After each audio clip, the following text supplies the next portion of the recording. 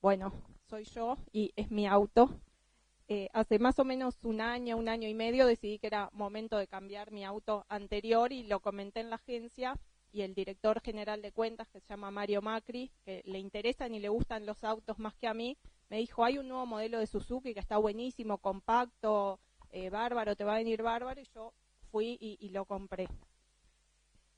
Y otra cosa que les quería contar es que estos son los hijos de algunas de mis amigas. Estos no los filmes porque no les dije que iban a aparecer. Los que están arriba son mis hijos, o sea que yo me adelanté un poco. Muchas de mis amigas tienen hijos bebés y más chicos, y todas las semanas recibo alguna llamada que me pregunta cuál es el mejor salón para festejar un cumpleaños, cuál es el juego que está de moda ahora, qué puedo regalar. La llamada que no falta todas las semanas es qué producto uso para los piojos. Ya la van a recibir los que tengan hijos. ¿Y por qué les hablo de esto? Capaz piensan que me confundí de conferencia, pero lo que les quiero hablar es del tema del boca a boca, ¿no? Esto que estábamos hablando ahora, y específicamente en realidad del boca a boca digital o el boca a boca online. En realidad creo que una de las cosas que más cambió en esta época digital y del social media es justamente el boca a boca, lo que se llama words of mouth en inglés, ¿no? Y en realidad es algo a lo que habitualmente le prestamos poca atención, ¿no? Pero eso que antes ocurría en una oficina, como yo comenté del auto, o en una llamada telefónica, ahora también ocurre en las redes sociales. Y justamente como, bueno, en esta conferencia era en el marco del Social Media Day, me pareció interesante hablar de este tema, ¿no? Del boca a boca en las redes sociales. Y para entender un poco cómo cambió o evolucionó el boca a boca, me parece interesante ver este pequeño esquema de cómo evolucionaron los medios de comunicación. En realidad nosotros podemos encontrar como 4 grandes etapas en la época de los medios de comunicación. La primera es la imprenta, en realidad la posibilidad por primera vez de generar un mensaje que se podía distribuir a mucha gente. La segunda etapa, que tiene que ver con el teléfono, el telégrafo, el telex, el fax, permitía a una persona generar un mensaje y pasárselo a otra. Luego vino toda la etapa del registro, de la grabación, la cámara fotográfica, los grabadores, las cámaras de cine, que permitían justamente registrar un mensaje. Y por último, la era de la televisión, el cine, que permitía distribuir ese mensaje a mucha gente. Pero si ustedes ven esta gráfica, ven que hay como una paradoja en estas 4 etapas, que en aquellas que les permitía a la gente generar mensajes, no les permitía distribuirlo masivamente. Y aquella época en que podíamos distribuir masivamente un mensaje, en general era generado por uno solo, ¿no? En la imprenta alguien generaba un mensaje y lo distribuía. En la televisión alguien o un emisor generaba un mensaje y lo distribuía a mucha gente. En el teléfono todos podemos generar mensajes, pero no podemos llegar simultáneamente a mucha gente. Y por primera vez en la era digital se combinan ambas cosas, ¿no? Todos podemos generar mensajes y todos llegar a mucha gente. Ese es como el gran cambio al que estamos asistiendo en esta época. Entonces, tal vez se pregunten por qué estamos hablando justamente del boca a boca, ¿no? En una conferencia que es de una agencia de publicidad. Porque este cambio, algo que hizo cambiar también es exactamente la línea divisoria entre marketing o comunicación y publicidad, ¿no? Lo que antes las agencias hacíamos, que era publicidad, y todas las demás áreas, digamos, de marketing quedaban a cargo de la empresa, ahora se desdibujó completamente. ¿Por qué? Porque en Internet también confluyen un montón de usos y propiedades que antes estaban diferenciadas. En Internet sucede la publicidad, pero también sucede, por ejemplo, la gestión de ventas, la atención al cliente, hasta la propia venta en el caso de e-commerce, ¿no? Entonces todo confluye en un mismo lugar y nos hace a nosotros, digamos, no poder ocuparnos exclusivamente de la publicidad, porque todo está pasando en el mismo lugar. Y eso es uno de los cambios fundamentales que nos está haciendo replantear el negocio. Muchas veces cuando se habla, ¿no?, de publicidad digital, se piensa, bueno, cambió la publicidad, ¿cómo es?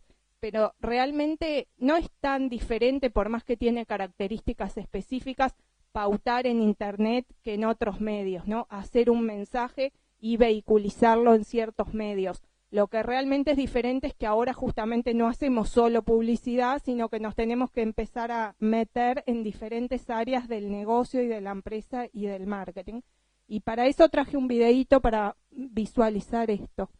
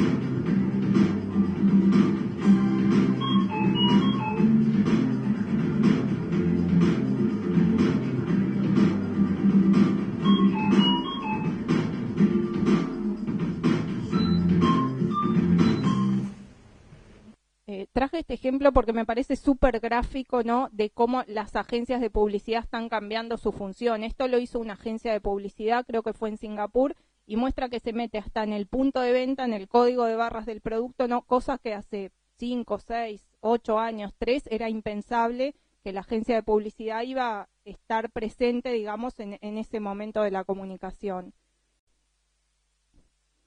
Entonces, bueno, hoy hablábamos del boca a boca, ¿no? ¿Qué pasaba cuando lo hacíamos en la oficina o por teléfono o en un cumpleaños? Eso que nosotros comentábamos llegaba a 5, 6, 8, 10 personas. En la era de Facebook, obviamente eso llega a millones, ¿no? Es el mismo mensaje, pero que llega simultáneamente a millones de personas. O sea que cada uno de nosotros tiene mucho mayor alcance y en mucho menos tiempo. Antes podíamos visualizar, ¿no?, este boca a boca como un embudo al revés, ¿no? Imagínense, una persona hacía un comentario, se lo decía 2 o 3, luego esas 2 o 3 se los decían cada una 2 o 3 más y el embudo se iba ampliando. Algo que sucede en las redes sociales también es que se parece más a esto, ¿no?, a una red neuronal, a una cosa de inteligencia colectiva, porque el mismo mensaje se va desperdigando simultáneamente hacia muchas ramificaciones, se hacen nuevas ramificaciones, porque además cada persona le aporta ese mensaje, ¿no? De repente le agrega otro comentario, le agrega una imagen, le agrega una música, le agrega un video, responde a otro lee ese comentario, ¿no? Entonces así es como se ve hoy ese boca a boca.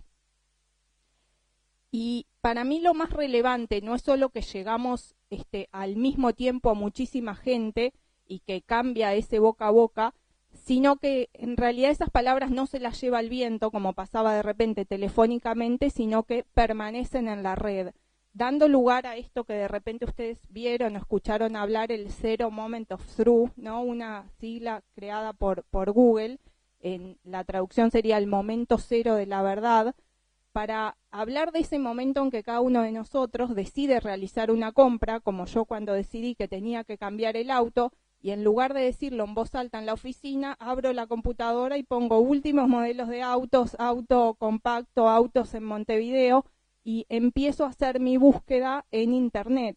¿Y qué me encuentro cuando realizo esa búsqueda? La página web de esos vendedores, pero también los comentarios de miles de personas que se sacaron fotos con su auto, se compraron, tuvieron buenas experiencias, malas experiencias. Entonces esto cambió un poco el esquema. Esta expresión la crearon en Google basándose en el nombre Momento de la Verdad, que había sido creado por la gente de Procter & Gamble hace muchos años, refiriéndose a ese momento en que las personas estaban, por ejemplo, frente a la góndola del supermercado y ahí decidían la compra. Entonces eso había dado lugar a todas las áreas de trade marketing en las empresas, donde de repente lo que hacían era cambiar los packaging, negociar las góndolas en los supermercados, porque determinaban que la compra se decidía en el punto de venta. Pero hoy un porcentaje muy, muy alto de esas compras se deciden en Internet. Algunas incluso se realizan en Internet, pero otras sin realizarse, la persona llega al punto de venta ya habiendo recogido toda esa información. La traducción. moment of truth, del momento cero de la verdad. Y entonces lo que decían es que antes, por ejemplo, el camino era la estimulación, el mensaje y la persona llegar a la compra. Bueno, ahora entre la estimulación, de repente una persona ve un aviso en televisión de un auto siguiendo el ejemplo, pero antes de ir a la concesionaria, como hacía antes para averiguar, se mete en internet y recibe todo ese boca a boca, todo ese comportamiento de la gente referido a los autos, ¿no? Entonces quise graficar, ¿no?, cómo es esta conversación multinivel, y la verdad que me pareció que esta era la imagen más gráfica para explicar cómo convivimos todos al mismo tiempo en una misma conversación, ¿no? Estamos todos invitados a la misma cena.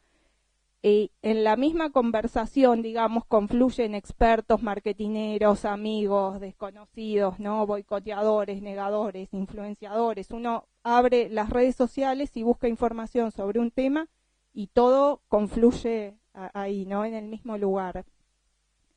Y realmente se ha dado un cambio cultural. El tema de compartir opiniones, que antes de repente era algo casual entre amigos, ahora realmente es como parte de nuestra cultura.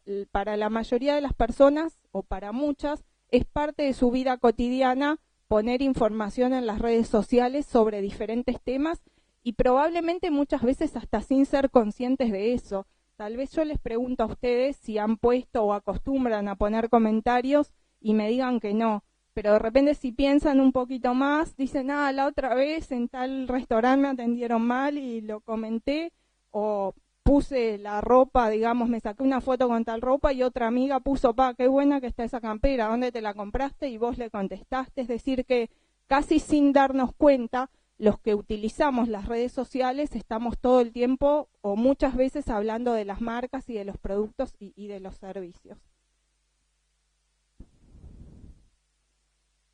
¿Por qué hablamos de las marcas o de los productos o de los servicios? Hay un estudio publicado hace poco que habla que las razones que tenemos las personas para publicar son emocionales, funcionales y sociales, ¿no?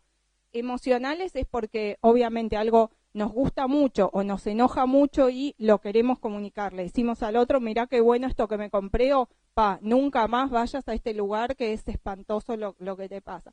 Funcionales por practicidad, ¿no? A mí una amiga me llama y me dice, bueno, ¿cuál es el producto para los piojos? Y le recomiendo algo que le sirve. Y sociales porque, bueno, me gusta compartir, me gusta ayudar a esa persona, por ejemplo. Pero este estudio lo que dice es que en la era digital, las razones, el ciclo es exactamente al revés. Cuando investigaron por qué las personas comparten sus opiniones en las redes sociales, aparece que se cambia el ciclo. La primera razón es social, luego funcional y por último emocional. Es decir, en las redes sociales el primer motivo por el que las personas comparten es porque quieren ser parte de algo, compartir con otros, ser reconocidas por otros, por eso que están compartiendo, ¿no? De hecho, si uno en vez de llamar por teléfono a un amigo, lo pone en la red social es porque quiere que muchos otros estén viendo eso que la persona puso. Y en este libro, que se los recomiendo si les interesa este tema, Andy Cernovich habla también de las razones, ¿no?, de por qué se comparte, y él las describe de otra manera. Le pone vos, yo y nosotros, ¿no?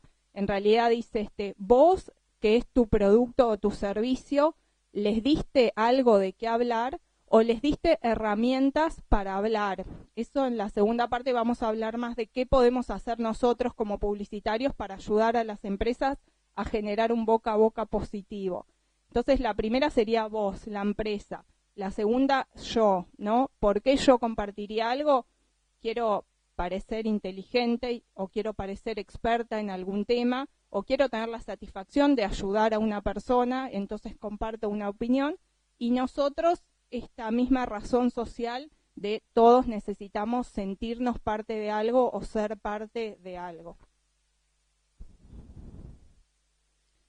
Y otra cosa que les quería contar que cambió en la era digital tiene que ver con la estandarización.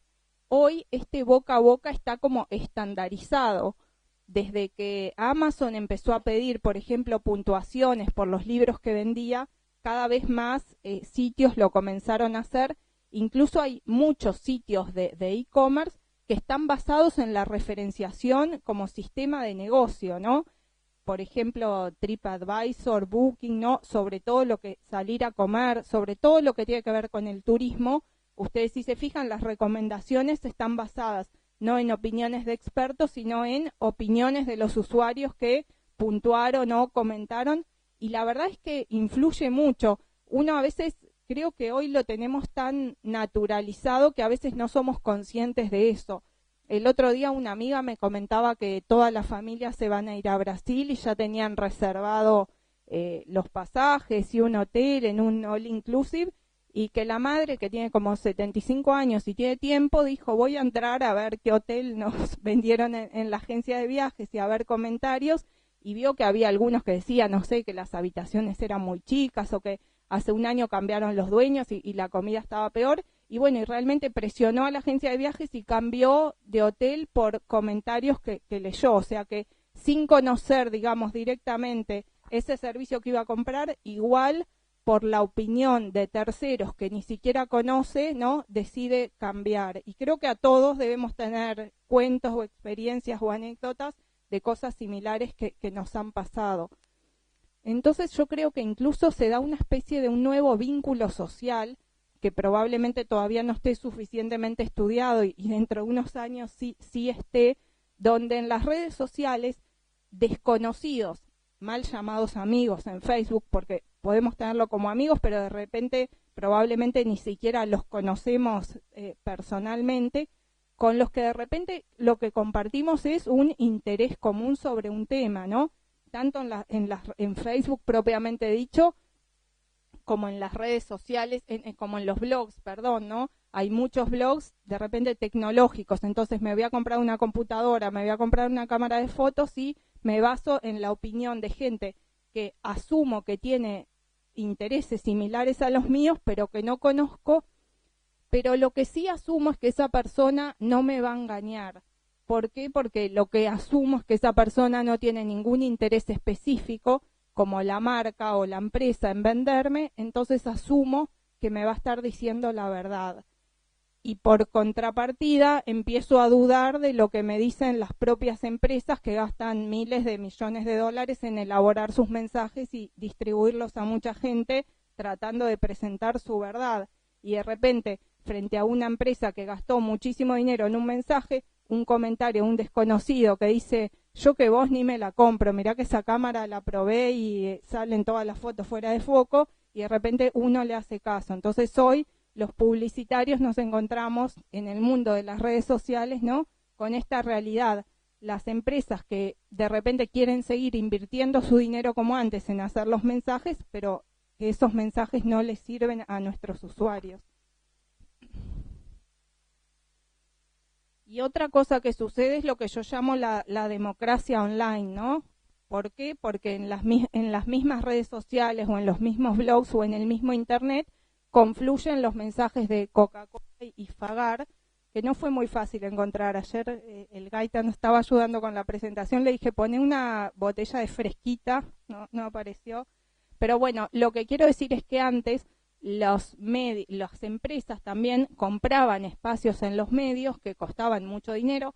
Obviamente, digo antes, no quiere decir que todo cambió lo que era antes, lo uso como comparativamente, no quiere decir que ya nadie ponga publicidad en televisión, pero hablando de estos medios, de lo que sucede en internet, es que como de repente vehiculizar mensajes es mucho más económico, una empresa mucho más chica puede invertir o tener estrategias tal vez igual o más inteligentes que una gran marca y entonces generar mucho ruido y mucha comunicación positiva, y ya con dinero no podemos comprar las audiencias como las comprábamos antes, porque antes de repente Fagar no podía poner publicidad a la hora del informativo en horario central en televisión y llegar a una audiencia de miles de personas, pero hoy sí puede estar en internet y generar acciones para el mismo público exactamente al que está llegando Coca-Cola. Y bueno, entonces, ¿cuál es el rol de las agencias o qué podemos hacer nosotros en este nuevo contexto? es lo que les voy a contar ahora un poquito más adelante, después que Diego les cuente un poco cómo nos afectó en la agencia todos estos cambios. Buen día. Le pedí a Raquel, yo estoy un poco resfriado, pero se me escucha bien, ¿no? En este momento hacer un paréntesis, ¿no? Estábamos empezando a hablar de cómo nos cambió la agencia, y yo quería hacer un paréntesis porque les quiero confesar que estoy todavía un poco impactado que nos hayan invitado como agencia y en mi caso también como profesional a dar esta charla. Yo 5 años atrás hubiera sido inimaginable para nosotros que nos convoquen a una charla de redes sociales. Hoy nos sentimos cómodos y en algún punto, por supuesto, honrados, pero en algún punto comprendemos de que es natural que sea así. Pero el cambio para nosotros fue muy fuerte, así que esta charla también es la historia de una agencia que se convirtió, de profesionales que nos convertimos en algo que hace 5 años no sabíamos que nos íbamos a convertir. Con Raquel también compartimos una conferencia también en Horta hace algunos meses, y yo comenzaba mi parte mostrando un video que quizás conozcan, pero que para mí es el último trabajo exclusivamente analógico que hicimos, y el primero que era digital. En ese momento la agencia era totalmente analógica, pero de todos modos este trabajo terminó siendo digital. Quizás lo conocen, yo lo quiero compartir de todos modos. Es un aviso de televisión que hicimos para nuestro cliente de motociclo, pero terminó siendo el video más reproducido en YouTube hasta hace muy poco tiempo, cuando el video en la publicidad de Suárez y después la del Fantasma lo superó, pero durante varios años era el video más visto de la publicidad uruguaya en YouTube. Mi abuela es muy linda, joven. A veces buena y a veces muy rezongón. Esto es una computadora. Mira. Sóteme acá. Estamos en internet. Ponemos Google 99. ¿Está bien así? Se apaga así. Ahí está apagada. Y ahí está prendida. X, Sí. pasás el cuadrado, le pegas al arco. Apagada, Apagada. prendida. Bravo. ¿Cómo se llama el aparato? MP4. MP4. Muy bien. Le enseñamos a la papi a llamar por el teléfono, mami. Mira, A ver, te miro. ¿Yo no puedo saber tu contraseña? No. ¿Por qué? Porque si no, me la pueden hackear y me pueden robar y usar. Bueno, es una máquina que puedes cliquear, y si querés cliquear alguna cosa, puedes buscar información, como buscar información de los indígenas, buscar información. De verdad no sabe. Mi abuela ya aprendió a cerrarla porque ni sabía abrirla. Se la pasa hasta el bolero. ¿Entendiste? No entendía.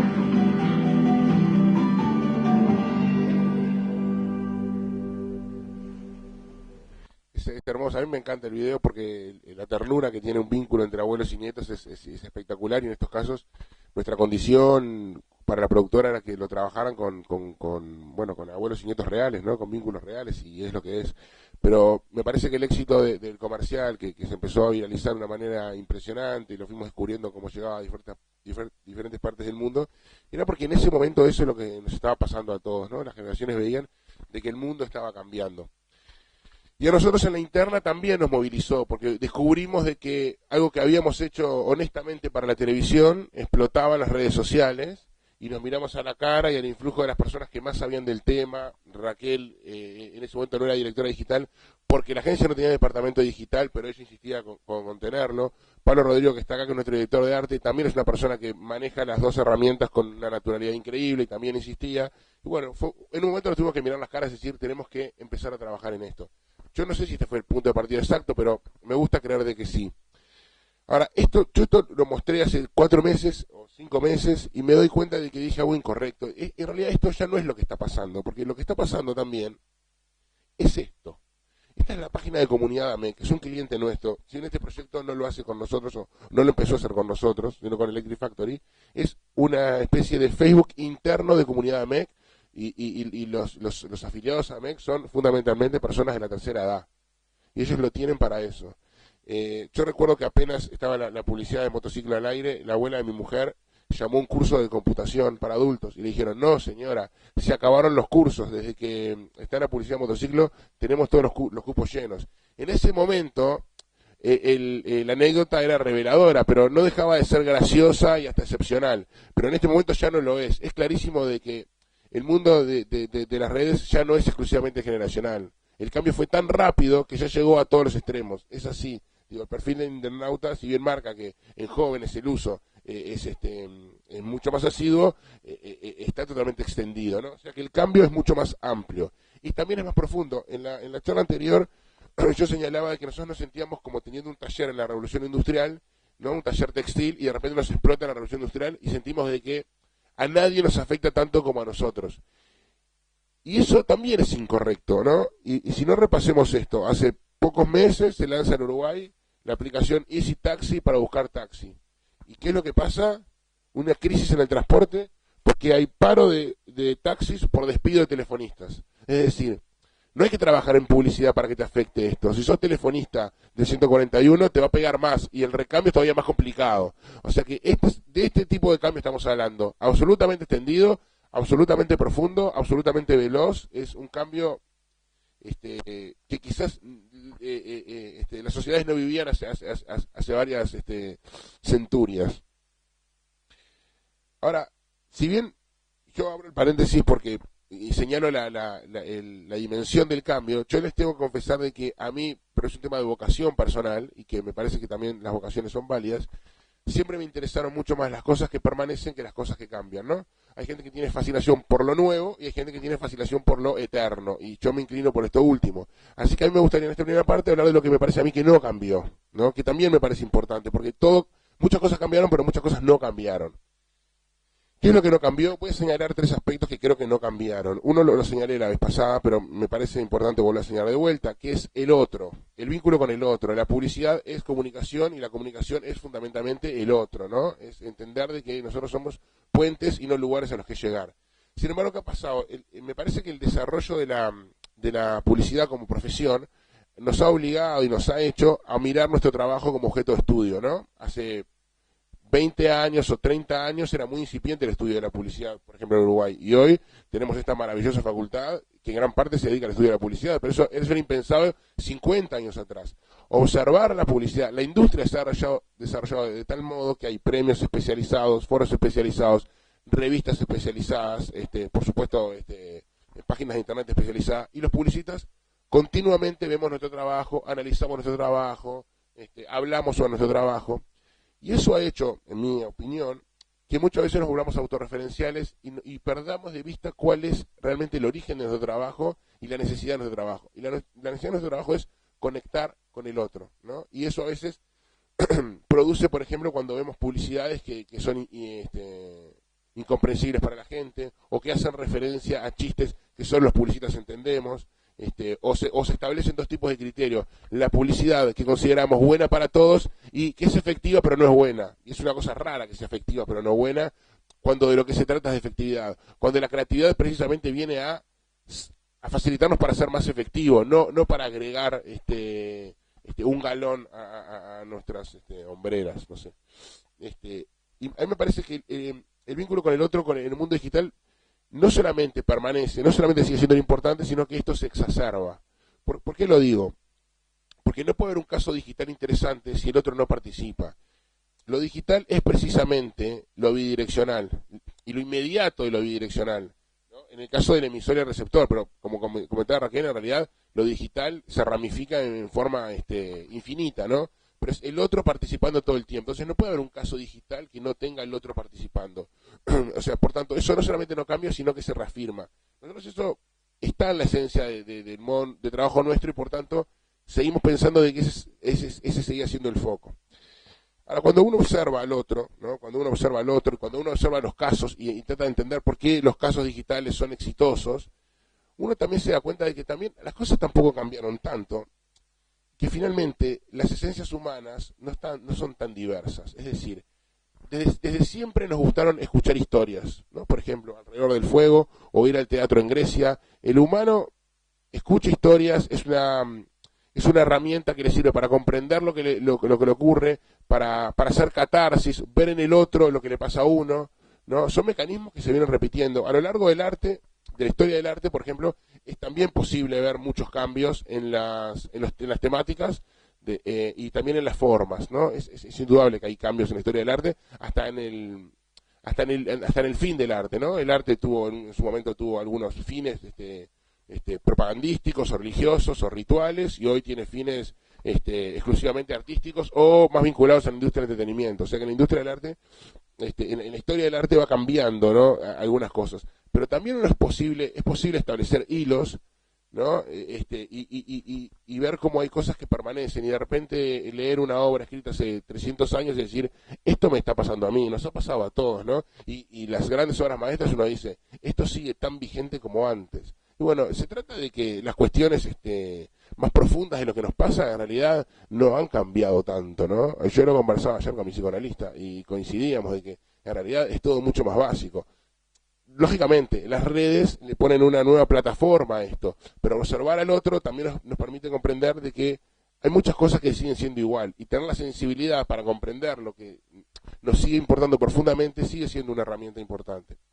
Y para terminar, otro aspecto que creo que no cambió es el siguiente. Bueno, yo le puse la creatividad y yo a este capítulo, pero me refiero a lo siguiente. Dicen, nosotros lo decimos y uno lo escucha muy a menudo, que dice, bueno, está bien, cambiaron las plataformas, cambiaron los medios, pero lo importante siguen siendo las ideas.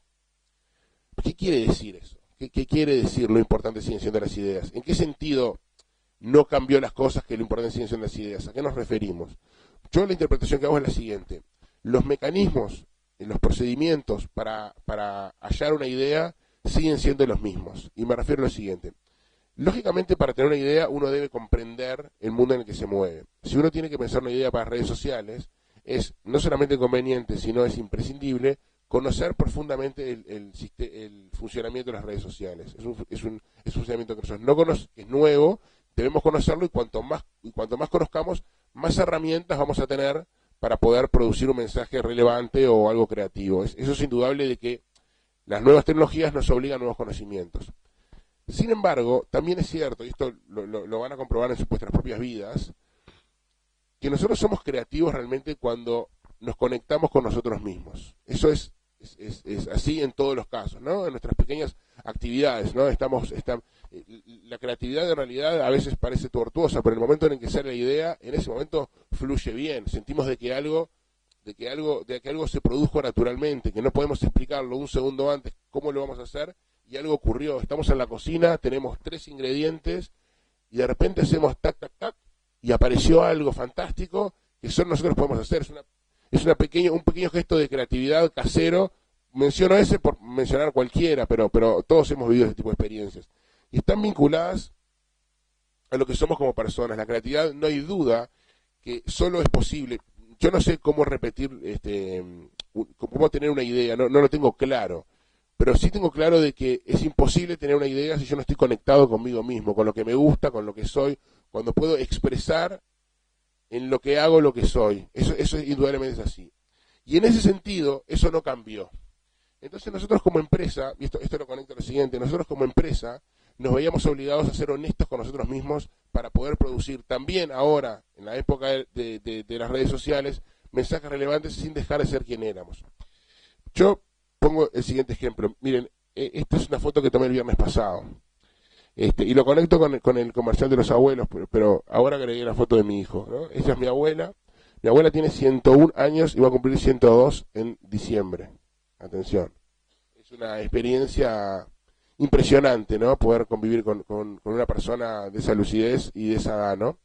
Este soy yo y este es mi hijo, que tiene 1 año y 2 meses, o sea que se llevan más de 100 años, ¿no?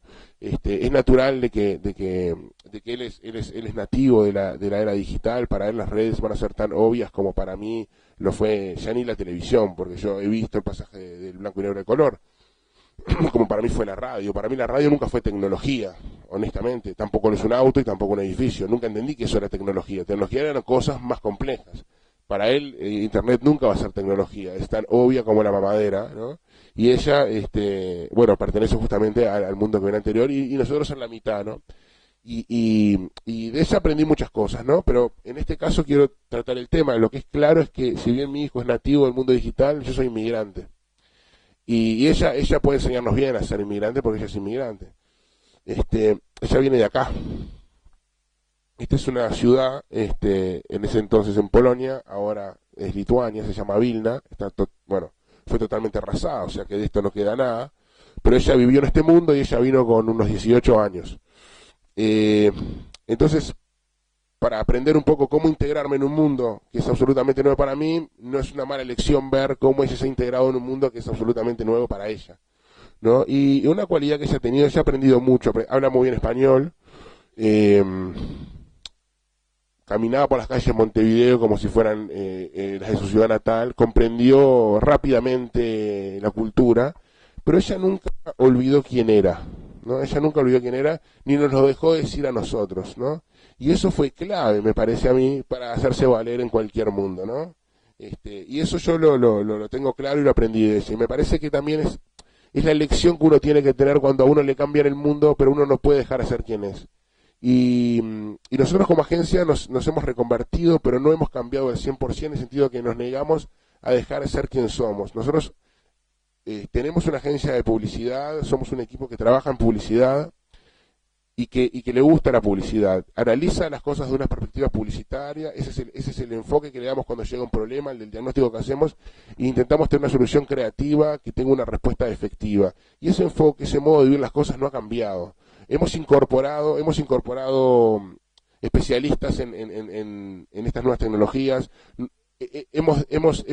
Teníamos ya especialistas como Ana Raquel y como Pablo Rodrigo, pero hemos incorporado más, hemos tratado de aprender los que no sabíamos, hemos tratado de reconvertirnos, pero nunca hemos tratado de dejar de ser quien somos. Y esto me parece que es un mensaje clave, porque uno tiene la sensación ahora que viene todo esto y suceden estas charlas y uno ve que le cambian el mundo y decir, ¿y yo dónde me paro acá? ¿Y yo dónde me paro acá? Bueno, yo me paro en el lugar donde yo tengo que aprender, pero me paro en el lugar donde soy, porque si uno deja de ser quien es, se traiciona y indudablemente no va a poder producir nada creativo, ¿no? Uno tiene que tener muy claro quién es.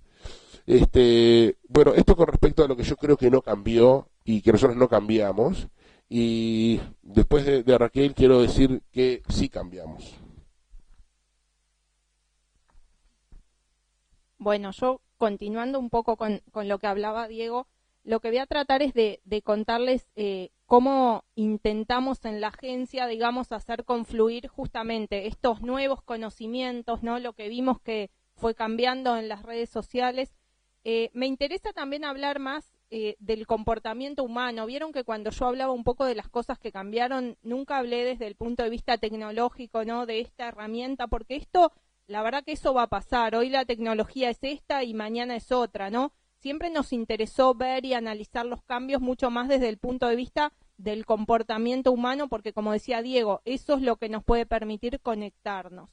Entonces, ¿cómo hacer confluir, digamos, estos nuevos comportamientos humanos que mantienen la esencia vieja con aquello que nosotros sabíamos hacer? Y la realidad que encontramos que la respuesta está en lo que se llama el branded content, ¿no? En el contenido para las marcas.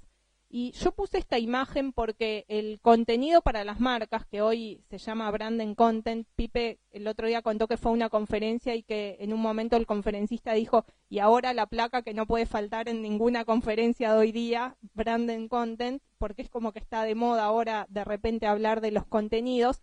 En realidad es viejísimo. Y para mí el contenido, digamos, más exitoso de todos los tiempos fue Popeye. No sé si saben que fue creado a raíz de una petición de la Asociación de Productores de Espinacas de Estados Unidos, que vendían muy poco y le pidieron a una empresa que desarrolle un dibujo animado. Y bueno, y tenemos un dibujo que disfrutamos en nuestra infancia y podemos disfrutar hasta hoy. O sea que hablar de contenidos para marcas o para productos o para servicios no es nuevo. Lo que sucedió es que en la era digital como que hubo un crecimiento exponencial de posibilidades y plataformas de contenidos, ¿no? Yo digo que en la era digital el contenido es como un camaleón que puede adoptar diferentes formatos, de los cuales estos son solo algunos ejemplos, como blogs, micrositios, juegos, aplicaciones mobile, ebooks, web series, podcast, revistas digitales, ¿no? En realidad lo que antes hacíamos en 30 segundos de televisión o en 30 segundos de radio, ahora lo que tenemos que hacer es ver cómo podemos vehiculizar los mensajes en un montón de formatos diferentes. Y yo traje 2 ejemplos que tal vez algunos conozcan, pero se los voy a mencionar de formatos diferentes que creamos en la agencia, pero después sobre todo, bueno, entender un poco en qué consiste ese formato y por qué esa es la tendencia. Este primer ejemplo es un ebook que hicimos para un colegio que se llama Montevideo College. Es un colegio inaugurado hace muy poco y obviamente tenía un rubro publicitario chico, porque en general las escuelas no tienen grandes rubros publicitarios. Querían llenar de alumnos, obviamente. La particularidad es que es una nueva escuela, pero crearon un edificio realmente hermoso, especialmente para la escuela. Vieron que es mucho más común que los colegios de repente agarren una casa y la reciclen un poco. Bueno, ellos crearon un espacio espectacular a medida, con tecnología en todas las clases, con grandes salones, comedores, y querían comunicarlo. Y en general en los colegios, ¿qué sucede? Lo que mejor comunica es justamente el boca a boca, ¿no? En realidad la experiencia de padres con alumnos anteriores que hayan ido a ese colegio y tuvieron una buena experiencia y se lo recomiendan a otros. Cuando una escuela es nueva, no tiene esa experiencia para difundir. Entonces, ¿cómo mostrar que nos interesa la educación y qué pensamos de la educación y cómo generar ese boca a boca? Convocamos a 5 expertos en el área de educación y crianza, 5 psicólogos y un médico uruguayos, y les pedimos a cada uno que escriba un capítulo sobre un tema de los que más preocupan a los padres hoy en día. Entonces hablamos de bullying, de tecnología, de autoestima, de límites, de la crisis también en la educación, cómo debería ser la educación para ser efectiva para niños que cuando se jubilen, digamos, en realidad hoy entran a la escuela, van a entrar de repente al mercado laboral en el 2030 y no sabemos ni cuáles son las profesiones que se van a necesitar dentro de 15 o 20 años. Y bueno, y lo que hicimos es generamos un contenido que obviamente lo pusimos para que la gente lo descargue gratuitamente desde la página web del colegio, o sea que entraban a la página y evidentemente se compartió muchísimo en las redes sociales, la gente lo comentaba. Hasta un día vimos un Twitter de alguien que dijo que fue a un lugar de fotocopiadora en una facultad y estaba el libro que los estudiantes de psicología lo estaban utilizando. O sea que realmente creamos un contenido que logramos que se viralice en las redes y que evidentemente mostraba el foco, ¿no?, de lo que queríamos comunicar.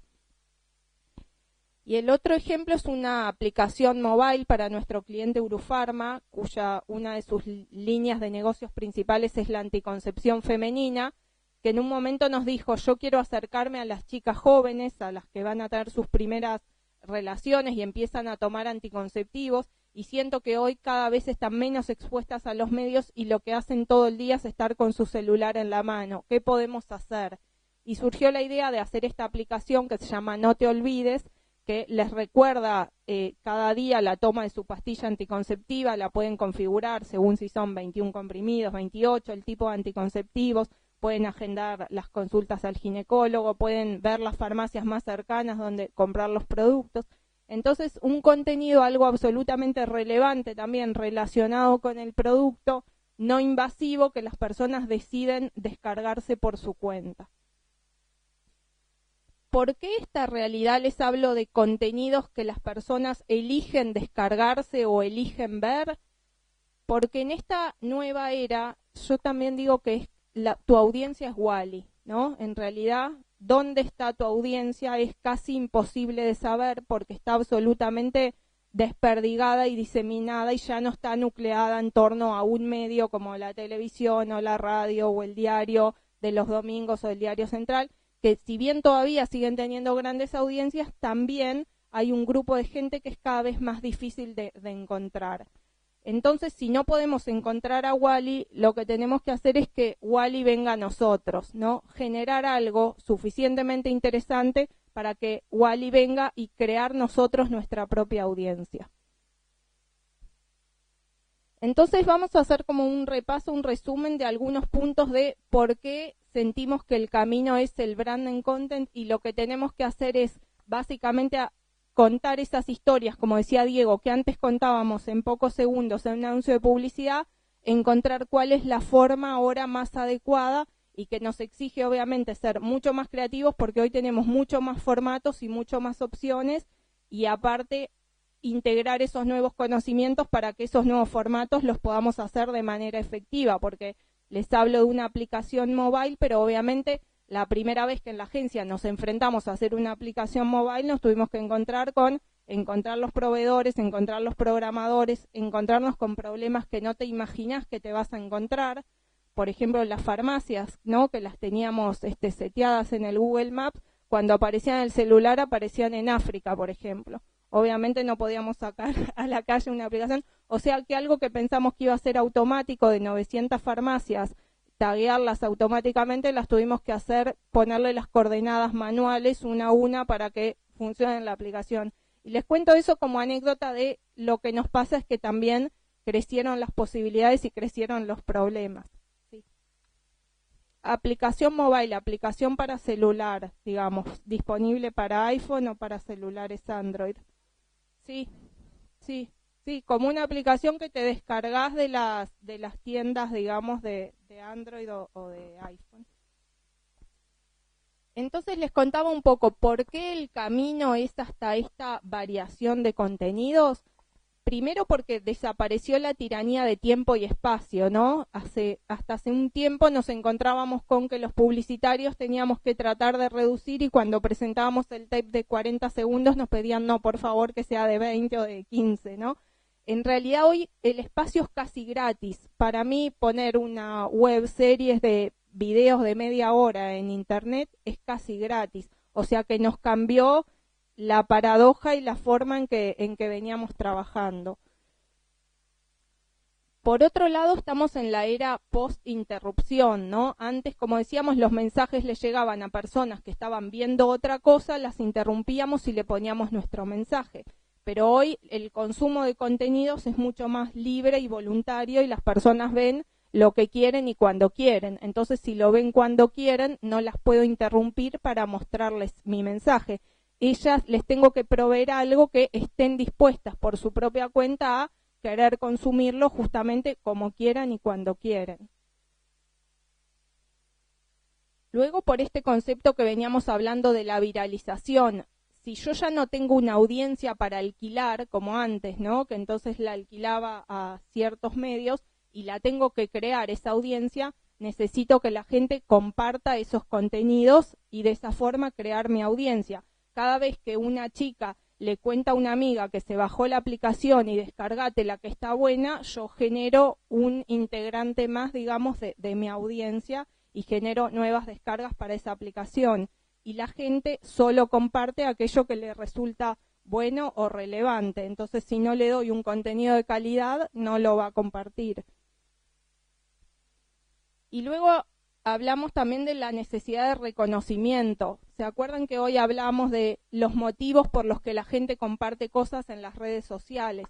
Y yo creo que como decíamos, el social es uno de los más fuertes.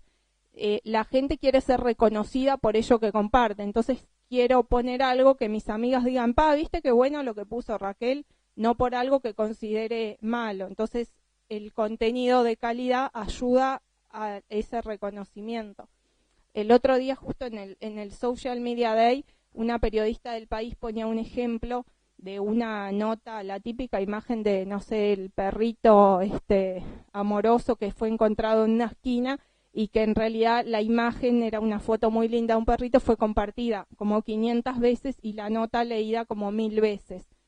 Y luego había de una modelo en paños menores muy sexy que fue compartida más o menos 150 veces, pero en los registros de cuánta gente accedió a la nota, la habían leído 56.000 personas.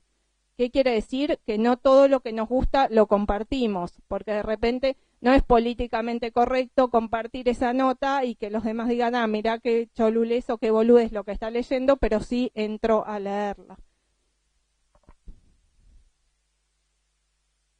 Y el otro motivo, esta expresión se la escuché a Gaby Castellanos también en una conferencia para referirnos no a que somos agnósticos, a que ya no creemos en la publicidad, ¿no? Hace un tiempo en general ese mensaje era confiable. Pero hoy hace un rato hablábamos que la gente cada vez más confía en los mensajes de otras personas que en la de las propias marcas, y a veces un mensaje de un desconocido prima más sobre la opinión de la marca.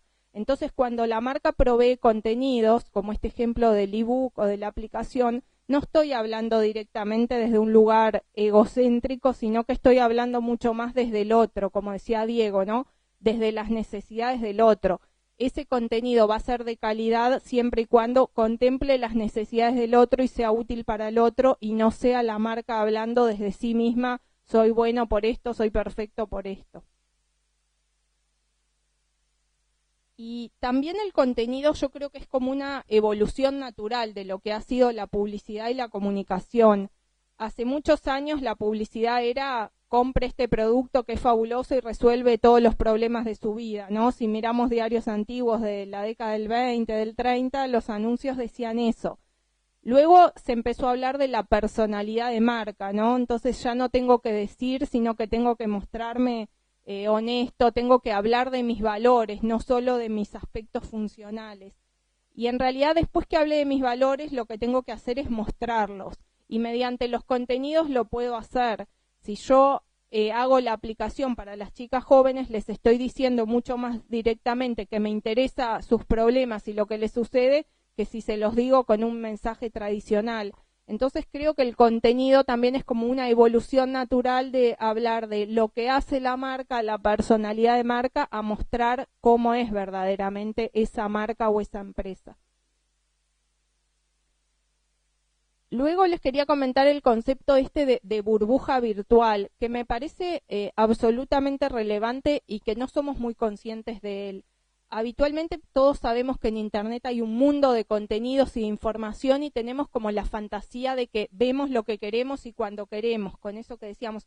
Pero la verdad es que no podemos ver todos los contenidos que hay. Creo que se suben como 300 horas de video a YouTube por minuto, o sea que necesitamos como 15 vidas para poder ver todo. Y las redes sociales se convirtieron en una gran puerta de acceso a los contenidos, ¿no? ¿Cómo yo elijo lo que veo? Porque mis amigos me compartieron algo, por ejemplo, o porque Facebook o Google me recomienda tal cosa. Desde que las redes sociales y los buscadores incorporaron la personalización, que quiere decir que no a todos nos dan los mismos resultados para una misma búsqueda, sino que me recomiendan lo que creen que es relevante para mí, vivimos todos en una burbuja virtual que en realidad termina mucho más determinada de lo que quisiéramos y de lo que creemos, por lo que Google piensa que va a ser interesante para mí o Facebook piensa que va a ser interesante, que lo que a mí realmente me interesa. Entonces, uno de esos parámetros que toman Google y Facebook para definir lo que nos muestran tiene que ver con aquellos contenidos con los que interactuamos. Entonces, en resumen, si yo interactúo con contenidos de una marca, cuando esa persona haga búsquedas en Google, Google va a considerar que esa marca es relevante para el público y le va a volver a mostrar contenidos de esa marca. Si no interactúo, no. Entonces necesitamos contenidos no solo que sean interesantes y relevantes, sino también que le permitan interactuar con ellos a las personas.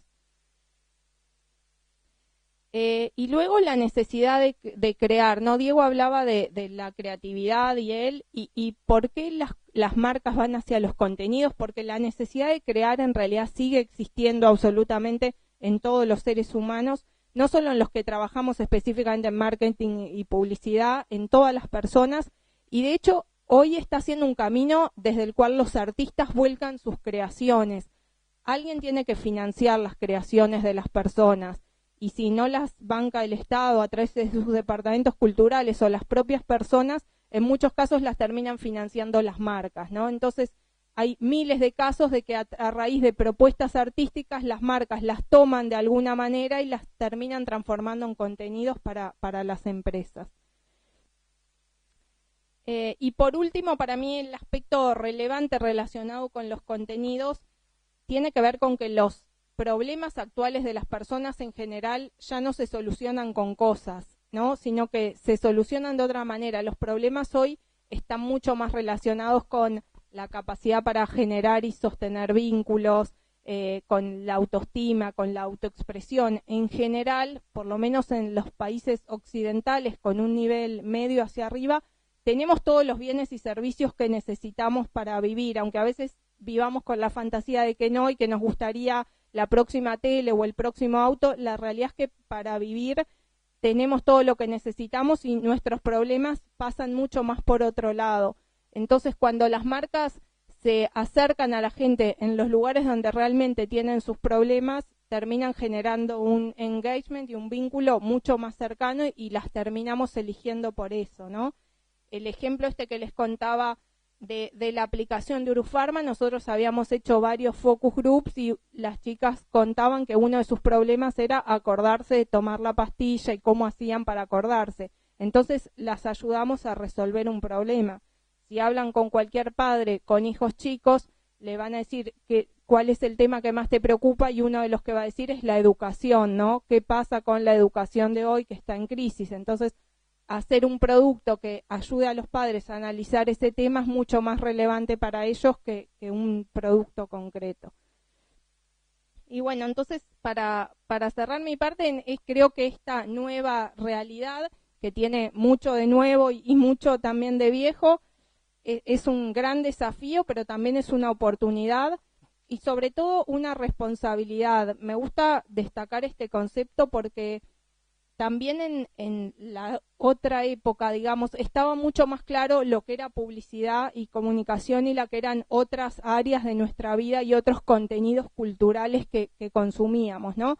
Nosotros mirábamos una película o escuchábamos música y estaba claro que esto era música y que esto era publicidad. Pero en esta época en que las empresas empezamos a generar contenidos, está mucho más mezclado todo, intervenimos mucho más en el consumo cultural de las personas. Entonces creo que nos obliga a ser también doblemente éticos y responsables en los contenidos que les brindamos a las personas, que cada vez se hacen más difícil de separar y integran más las vidas cotidianas de las personas. Y bueno, ahora Diego les va a contar algunos otros ejemplos de trabajos que hicimos en la agencia donde tratamos de integrar estas dos visiones. Esto era porque en realidad dije, bueno, voy a venir a una universidad a hablar y va a haber muchos estudiantes y espero que aporten su creatividad, no solo en realidad a solucionar los problemas de las empresas, sino a cómo ganar plata en esta nueva realidad. Porque algo también que nos está pasando es que cambió obviamente el negocio de lo que es la comunicación, lo que las empresas pagaban antes, que eran audiencias, como decíamos, que alquilábamos, y a las agencias nos pagaban por detectar dónde estaban esas audiencias y producir un tipo de contenidos. Y bueno, y con esta nueva lógica en que tenemos que crear las audiencias y crear los contenidos, también nos obliga a redefinir todo el negocio y me parecía que era interesante también conversar de ese tema, porque en realidad no es que solo cambia lo que hacemos, sino que cambia también el negocio, como les pasa a los taxis, y está bueno también como tener la vista ampliada, digamos, y considerar todos los aspectos de esta nueva realidad. Bueno, sí, conectado con eso, a nosotros quiero contarles un poco cómo cambió la ingeniería de las campañas, pero antes comentarles un poco cómo cambió la estructura de las empresas. Lo que sí cambió, hace no muchos años, 2-3 años atrás, por lo menos acá en Uruguay, el dilema era si el futuro eran las agencias digitales. Y las agencias tradicionales nos veíamos en el brete de ver que nuestro negocio de algún modo estaba caducando. En realidad la respuesta vino antes de lo que nosotros esperábamos y tuvo un camino que yo tampoco esperaba. Y es que la respuesta es que no hay lugar mucho para una agencia tradicional, ni tampoco hay mucho lugar para una agencia digital. En realidad, lo único posible, nos parece a nosotros, son agencias integrales. Esto es lo único posible. La explicación es clara. Si ya no se pueden establecer límites entre los medios, ¿no? Es imposible separar en algún punto la televisión de las redes sociales, porque uno está viendo la televisión y comentando las redes sociales. Es imposible separar la radio de las redes sociales, porque uno puede escuchar la radio en su celular. En la medida que los medios no hay punto de división claro, en la medida que los contenidos, como comentaba Raquel, tampoco es tan fácil, del mismo modo va a ser imposible entonces decir esta es una agencia específica de este medio. Las agencias o serán integrales o no serán. Nosotros lo estamos viendo en nuestra propia realidad, pero lo he visto también en las realidades de agencias digitales que están incorporando redactores, creativos, ejecutivos de cuentas tradicionales, es decir, se están reconvirtiendo de agencias exclusivamente digitales en agencias integrales. Y nosotros nos hemos convertido también en agencias integrales. La vez pasada lo contaba y lo vuelvo a repetir porque como anécdota es bastante ilustra muy bien la situación.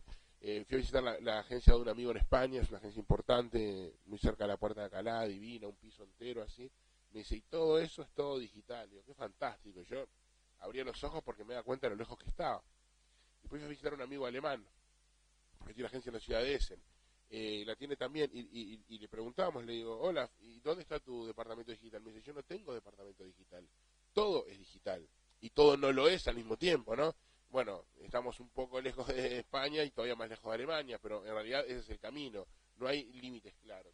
Ahora, ¿cómo convertirse en una agencia integral? Nosotros lo estamos haciendo de este modo. Nosotros teníamos recursos humanos en la agencia muy especializados. Raquel hace más de 10 años tiene una página web que se llama Tu Bebé, que es una emprendedora digital anterior incluso a su ingreso en la agencia. Nuestro director de arte es ambidiestro con las tecnologías, o sea, maneja las tecnologías con la misma naturalidad que maneja el diseño. Es decir, nosotros teníamos talentos que podían ser claves, pero también era necesario integrar talentos específicos. Nosotros hoy tenemos un departamento digital integrado por gente especializada en el tema y estudiantes en el tema. Nuestra ambición es que trabajan en el departamento, físicamente están situados en el departamento creativo, y nuestra ambición es que eso vaya impregnando toda la agencia. Primero el departamento creativo, luego el departamento de cuentas que va aprendiendo a trabajar, bueno, el departamento de medios también deberá, en algún punto todavía está separado, aprender a trabajar, porque todavía trabajar en los medios tradicionales y trabajar en los medios digitales es muy diferente, pero muy diferente. Y bueno, tiene que haber una reconversión, pero si poníamos al departamento, y pasa una cosa curiosa, no se puede separar el departamento digital en creatividad y medios como sí se puede hacer con los medios tradicionales. Entonces, hoy la gente que trabaja en los medios digitales está trabajando dentro del departamento creativo, ¿no? O sea, la idea es ir incorporando talento e ir disolviendo eso hasta que finalmente todo quede integrado. Es un proceso que nos imaginamos lleva algunos años, pero en la práctica nuestro trabajo hoy está siendo absolutamente integral. Eso en cuanto a la estructura de nosotros como equipo, ¿no? Que hoy es una agencia integral, y en realidad pasa lo siguiente, y esto es lo que me importaba consignar. Nosotros nos consideramos una agencia integral, pero nos consideramos, como comenté antes, una agencia que proviene de la publicidad tradicional. Nosotros amamos la publicidad tradicional, venimos de ahí. Fundamos esta agencia porque nos gustaban los avisos de la televisión en algún punto, porque nos gustaban los avisos de la prensa, porque es lo que queríamos hacer cuando éramos grandes, hacer avisos. Esa es nuestra vocación. Pero increíblemente pasó, y para nuestra sorpresa absoluta, que nuestros trabajos más recordados, nuestros trabajos que hoy nosotros mostramos con mayor orgullo y por los cuales los clientes nos solicitan, provienen del mundo digital. Es algo que nos tiene impactados. Y yo hoy voy a hablar de dos de ellos, que tienen que ver con el Mundial, porque una cosa que pasa es, el Mundial, al ser el evento deportivo más importante del mundo, esto es así, o sea, no hay un evento, no hay un espectáculo más importante que el Mundial a nivel mundial. Es un poco redundante, pero mundo, pero es así, y cada vez más, sirve para imponer algunas tecnologías, ¿no? Por ejemplo, el Mundial pasado fue el momento ideal para que cambiara totalmente el parque de televisores y definitivamente el LCD se instalara como la televisión más habitual, ¿no? Hoy es raro ver una televisión ancha, ¿no? Hoy es un LCD, por lo menos, ¿no? Y así cada mundial tuvo su innovación tecnológica. Yo recuerdo que en el 82 era muy chiquito, pero fue el primer mundial a color, por lo menos acá en Uruguay. Y yo les recuerdo, ustedes saben cómo se vio el mundial, cómo los uruguayos vieron el gol de Guilla, ¿no? Ustedes saben cómo lo vieron así. Yo les voy a mostrar cómo lo vieron. El gol se vio así. Pérez avanza, descruza la pelota, Guilla se le escapa de gol. Avanza el veloz portero derecho uruguayo. Entra, va a tirar, tira.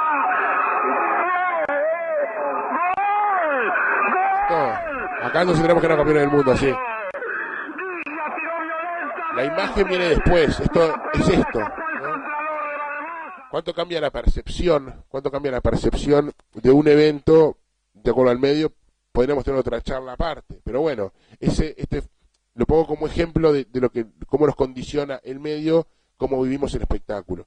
Y este mundial tuvo algo bastante significativo. Este fue para la FIFA, pero para cada uno de nosotros porque es muy claro, el primer mundial vivido en dos pantallas. Es cierto que la tecnología de los smartphones ya existía en el Mundial de Sudáfrica, pero no, por lo menos en Uruguay, pero a nivel mundial no estaba tan extendida y tan impuesta como lo está ahora. Este fue el primer mundial donde las redes cumplieron un rol absolutamente desorbitante y nosotros lo vivimos, ¿no? Algunas cosas las vamos a comentar.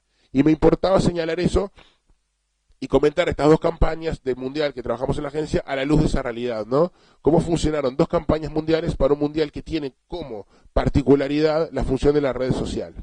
La primera campaña que quiero comentar es una campaña que antecede en algunos meses al Mundial, que es la campaña del Fantasma del 50. En realidad el Fantasma del 50 fue lanzado cuando Uruguay clasificó al Mundial en el partido contra Jordania acá, ¿no? ¿Recuerdan primero jugamos contra Jordania allá, ganamos 5-0, después jugamos acá, tener esa semana, que nosotros hayamos ido al repechaje nos permitía, teníamos un mes desde que nos enteramos que vamos al repechaje a la definición con Jordania para preparar algo, y esa semana nos permitía filmar algo y estar al aire. O sea, las casualidades deportivas o la realidad deportiva nos permitía a nosotros golpear en el momento justo, que era cuando Uruguay clasificaba. Pocas veces uno sabe cuándo va a clasificar, porque depende de otros resultados. En este caso, nosotros podíamos saberlo, o podíamos arriesgar a saberlo, y podíamos trabajar codo a codo con el cliente para emitir el mensaje en el momento justo. Darse cuenta de que había que hacer un aviso del medio que sea, para el momento que Uruguay clasificaba contra Jordania, es propio de un publicista. No hay que saber de redes sociales. A eso me refería con lo que no cambió. Eso es publicidad. Eso es sentido de la oportunidad. Y el sentido de la oportunidad es algo eterno, ¿no? No es algo nuevo. Bueno, la realidad es que nosotros le comentamos al cliente que teníamos esto, que el cliente quería festejar la llegada de Uruguay. El cliente es Puma, que es el sponsor de la camiseta de Uruguay. Y dijimos, ok, vamos a hacer esta campaña. Dijeron, ok, si nos va bien en Jordania, vamos a filmar inmediatamente a Río, y cuando volvemos en la semana estamos prontos para emitir el mensaje acá. Lo cierto es que esta campaña, el personaje, el Fantasma del 50, hace unos 7 años que estaba rondando en la agencia, ¿no? En realidad estaba preso en un cajón el Fantasma. Era una idea que se nos había ocurrido cuando Brasil venía a jugar una eliminatoria a Uruguay, que nos terminó ganando, y por suerte la campaña no fue aprobada, pero sí fue presentada, y el Fantasma durmió en el cajón. ¿Por qué me parece significativo esto? Porque estamos hablando de una idea que se convierte en digital, pero que nace exclusivamente como analógica. De hecho, yo no recuerdo en qué tipo de computadora fue escrita el guión del Fantasma del 50, que no era exactamente como es ahora, porque en realidad lo filmamos en Uruguay, pero el personaje más o menos estaba dibujado. El Fantasma durmió 7 años en un cajón y aparece en este momento. Bueno, nosotros vamos a producirlo a Río, y en el momento que Uruguay clasifica, sale, vamos a verlo y seguimos comentando. Ya lo conocen de todos modos, ¿no?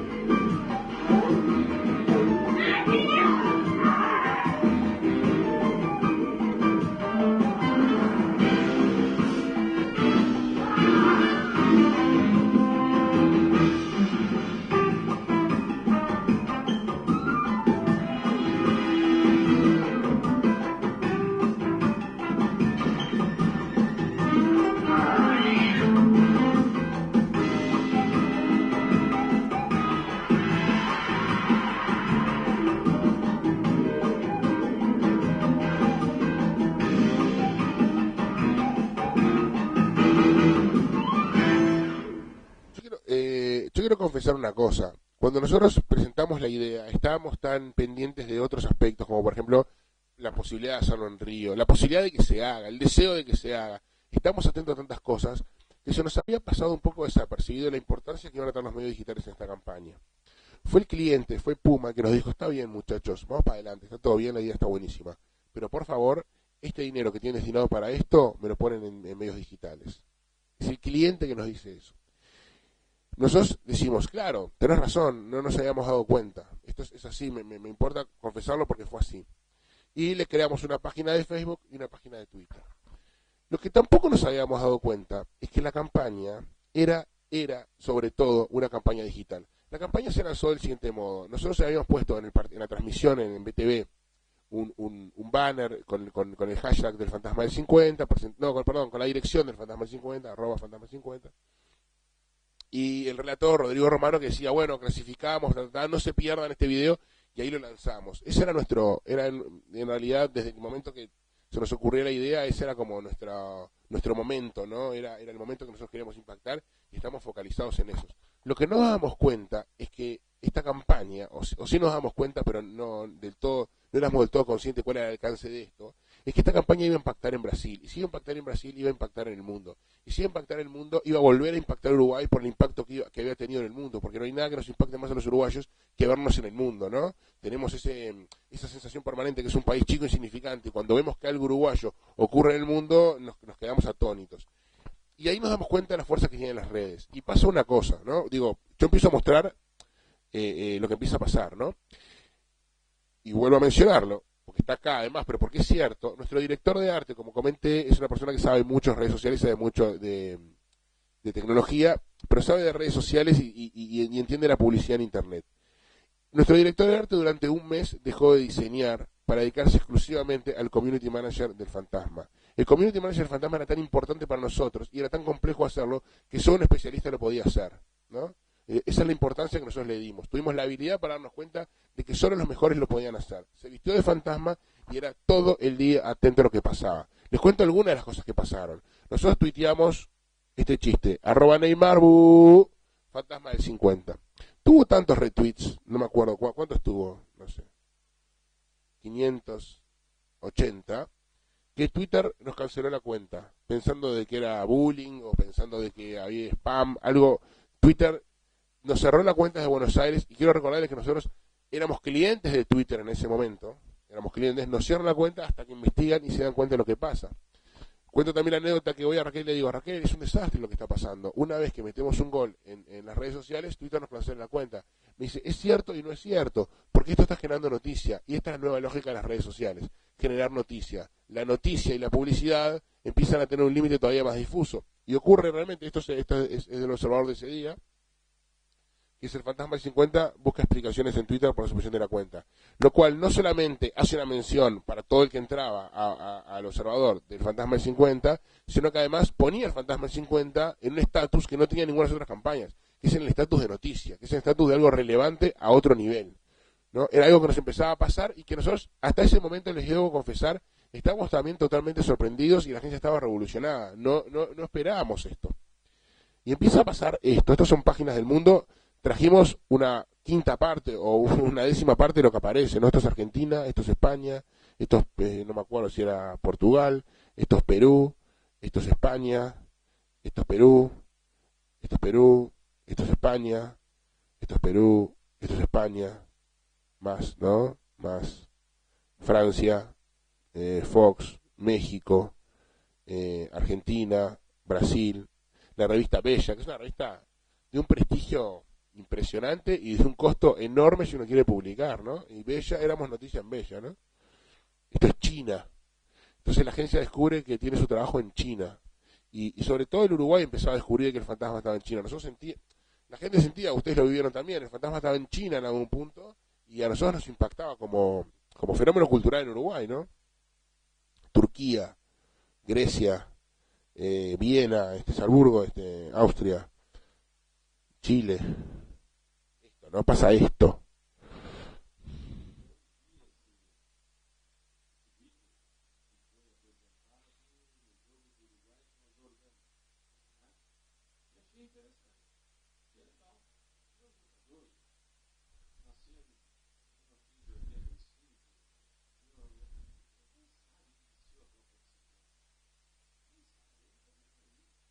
El técnico de Brasil dando explicaciones, es una cosa increíble, ¿no? Y lo peor es que después se demostró que los jugadores sabían lo que era el Fantasma del 50 y bueno, me encantaría, un día tenemos que hacer una charla solamente de fútbol y ya está. Pero, ¿no? Y así se habla de todo, porque el fútbol lo contiene todo, pero realmente, y no me quiero disgregar, pero ya que estamos así como en familia, está bueno hacer el comentario. A mí me parece que se comen 7 contra Alemania, porque después de que se comen el segundo, ellos quedan petrificados dándose cuenta que ya no van a salir campeones en Brasil, de que ya va a ser un fracaso y psicológicamente no resisten la situación. Uno no puede explicar el resultado 7-1 desde un punto de vista deportivo, es imposible de explicar. Solamente lo puede explicar desde un punto de vista psicológico, es decir, acá los máximos responsables son los psicólogos del plantel de Brasil, que no prepararon el terreno hace 2 años diciendo que la derrota era posible para que los jugadores se puedan enfrentar a la posibilidad de la derrota y seguir compitiendo. Cuando los jugadores se ven enfrentados a la posibilidad de la derrota no pudieron moverse, o sea que el fantasma sí operó, no cabe duda. El fantasma y la presión de un país que se siente con la obligación de ganar siempre. No me quiero ir de tema, aunque este tema es importantísimo. pero es lo que ocurre. Entonces, Scolari hablaba del fantasma del 50, ¿no? Era algo que nos estaba pasando y nosotros lo trabajamos. Claro, hay que hacer una salvedad. Estamos hablando de publicidades que tienen un mensaje institucional. Cuando una publicidad tiene un mensaje institucional, está casi liberada de hacer referencia a otra cosa. El tema es, ¿y cómo hace uno branded content cuando tiene que decir yerba a 54 pesos, o estos championes a 150, o rebajas por liquidación? ¿No? Es decir, cuando la publicidad tiene que servir a informaciones mucho más complejas y mucho más concretas de lo que es un mensaje institucional. Es muy, muy fácil hacer branded content para Puma si solamente hay que decir somos Uruguay, o para Coca-Cola si uno tiene que decir somos alegría, ¿no? Pero eso es un tema para otra charla, ¿no? Digo, es una pequeña trampa, porque uno dice, ahora toda la publicidad así, toda la publicidad que puede ser así. Nuestra realidad en la agencia, cuando hablamos de la agencia, es, mira, hay rebajas, hay liquidación, hay que comunicar este servicio que es complejo, son otro tipo de comunicaciones y otro tipo de medios los que soportan. Por algo también es cierto que los medios masivos siguen siendo lo principal en Uruguay. Una marca casi se puede sostener solo con medios masivos. Incluso las nuevas tecnologías, como por ejemplo, yo encuentro que la mayor creatividad en redes sociales no la estábamos haciendo los publicistas, sino los emprendedores, ¿no? Con las aplicaciones. Hoy realmente son la punta de lanza de la industria. Entonces uno tiene cosas fantásticas como Pedido Ya, pero Pedido Ya anuncia en la tele. Si Internet fuera solamente autosuficiente, ¿por qué no alcanzaría con la pauta en Internet? Porque los medios masivos siguen teniendo un peso. Pero eso es otro tema también. La realidad es que eso pasaba en los medios, pero lo que es más interesante es lo que pasaba en la gente. Yo acá traje algunas cosas, pero hay muchas más, porque esto para mí es digital. Digital es el ida y vuelta, digital es este mensaje de todos y la gente se hace cargo de compartirlo. Digital es este boca a boca que hablaba Raquel, ¿no? Esta ramificación infinita de la que uno pierde control. Mi sensación con el Fantasma del 50 fue todo el tiempo se nos fue de las manos. Es una sensación muy agradable porque es lo que uno quiere, y es una sensación un poco desagradable cuando uno tiene como costumbre tener el control de sus mensajes. Nosotros en un punto dado nosotros ya no teníamos control del fantasma, y eso lo vivíamos como algo placentero porque era exitoso, y al mismo tiempo un poco incómodo porque era riesgoso, no tener control del mensaje del que éramos responsables. Y la gente empezó a hacer estas cosas. Esto es la Feria de Diseño del Parque Rodó. Apareció en diciembre, y una compañera del departamento digital trajo esta foto, y ni siquiera tuvimos la reacción de ir a comprar el llavero, pero al principio nos dio gracia. Después empezaron a aparecer más cosas. Esto ya es casi el final. Esto es el rincón del hincha, y no nos pagaron ningún royalty. Están las cosas y el fantasma vale $6.90, ¿no? Piensa Fantasma del 50. Alguien lo colgó en Facebook, es la torta de un niño, 10 años. Es el dibujo de un niño. Esto es de Narvaja, te vendían el disfraz a, no me acuerdo, creo que $3.50 era, y la foto con el fantasma a 10. Esto es Brasil, esto estaba posteado, es una persona pintando a Neymar dando un beso al fantasma. Ver estas cosas a la luz de lo que pasó es una cosa increíble. Pone Neymar. No sé, esto creo que Fernández Crespo, venden telas, hay un fantasma del 50 que no sé qué. Esto es una familia en Nueva Jersey, se hizo las capuchas del fantasma. Esto es novedad, esto fue novedad porque esto pasó en los techitos verdes. Era Suárez con el fantasma del 50. Nostradamus la diseñó, ¿no? Totalmente profético. Esto es la Liondor. Estaba el merenguito del fantasma del 50.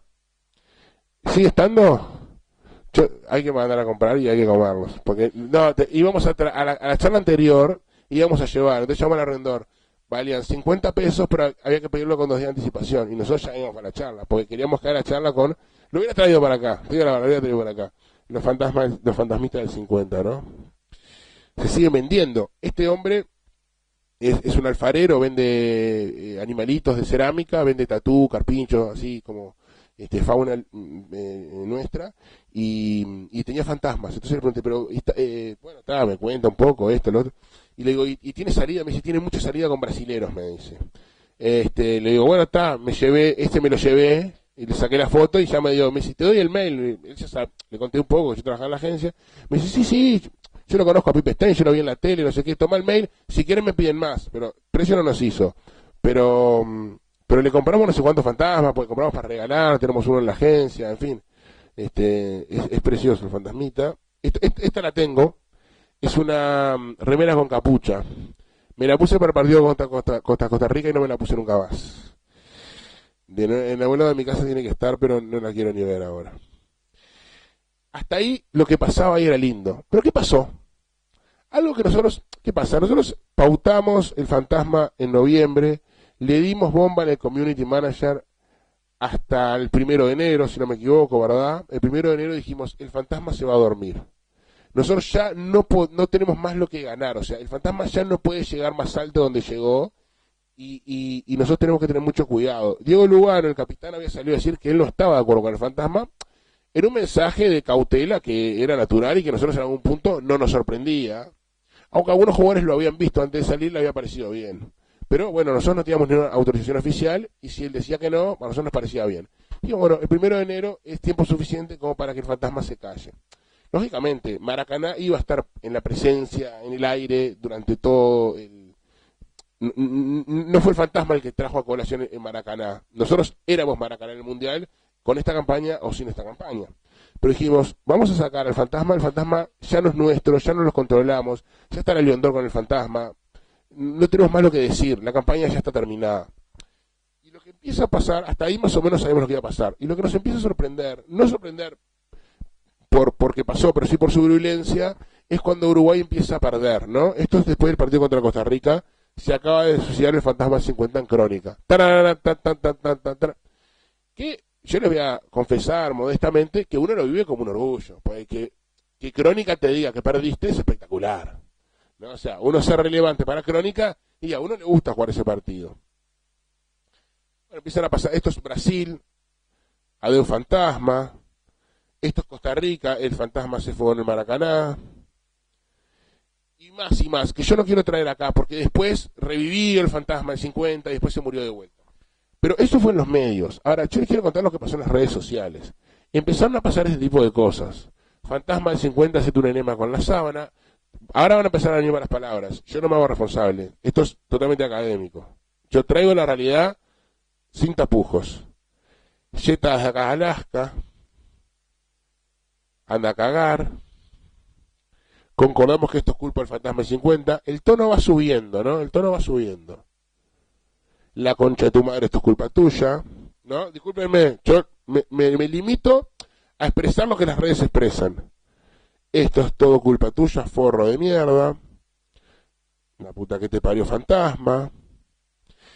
Es mufa, era sabido hace tiempo, no hicieron caso, vejiguea de publicistas, ahí tenés. O sea, pasó a ser que sos mufa a la concha de tu madre, a publicistas, ¿no? Cada vez el tono va subiendo, porque ahora ya es a vos, ya es contigo, ¿no?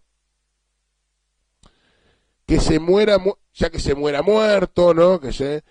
Y todas las campañas de publicidad bien pedorras, estamos muy cerca del escrache en la agencia, ¿no? Y esta joyita de Andrés Pisón. ¿Está Andrés Pisón? No, bien. Diego Leo, sos un mongólico, mirá, tu idea estúpida del fantasma 50, sos un enfermo. Sí, no, y además, soy un mongólico y soy un enfermo y mi idea es estúpida. Entonces, cuando uno encuentra esto, cuando uno encuentra entre las redes, ya lo que era gracioso deja de serlo, pero así son las redes. Esto también son redes sociales.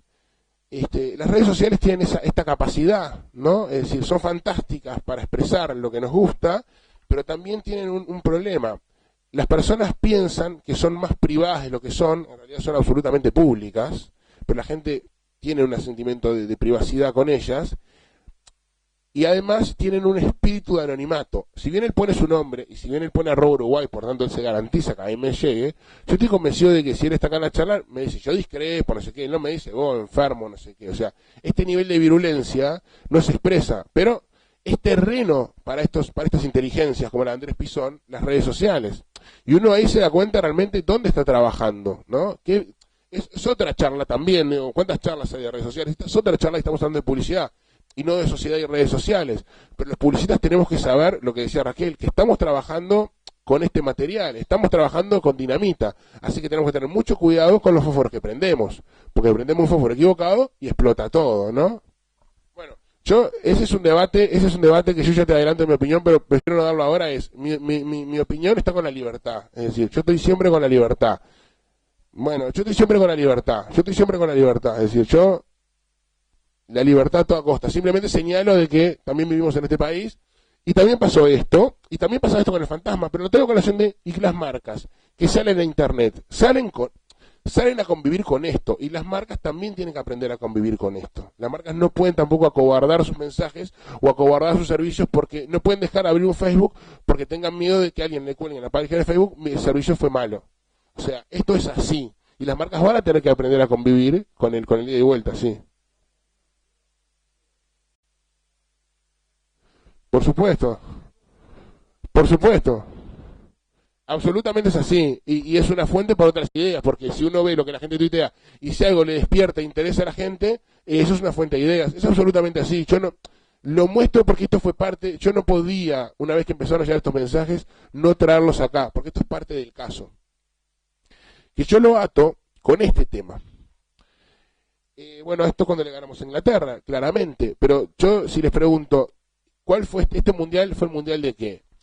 Yo creo que fue el mundial del 7-1, ciertamente, mucho más que el mundial de Alemania, fue el mundial del 7-1, pero también fue el mundial de Suárez, no solo para nosotros, indudablemente, sino para el mundo.